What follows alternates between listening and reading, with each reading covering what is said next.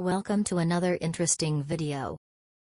In this video, informative vibes tell you about introduction paraphrasing, use of noun, verb, adjective and adverb in introduction, and what are all these word types with examples. There are 4 types of report in IELTS writing part 1.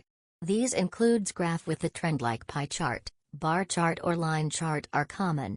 Second is comparative graph, next is map, and the last one is process diagram. Things you should keep in mind.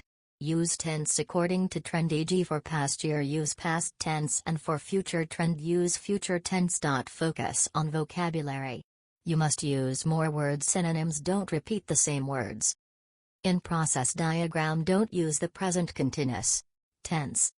Prefer present simple active and passive voice tenses. Also read important points written on the right side of the page to clear your concepts. Here you can pause the video and read each single point clearly.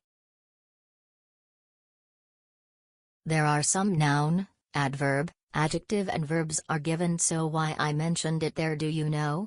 The answer to the question is that this will make your writing more captivating, but you think how? Be patient, everything will be clear in few seconds. Try to use verb with adverb, for example, rose dramatically. Interesting point here is that you can also use an adjective with a noun, for example, sharp pink race.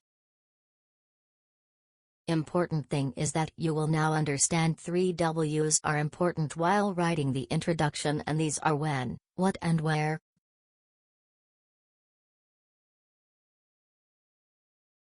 Here is the brief summary of noun, verb, adjective and adverb with examples.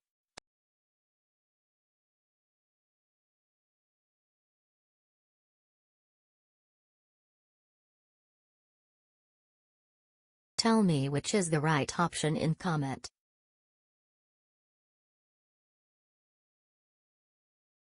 Thanks for watching and hit the subscribe button.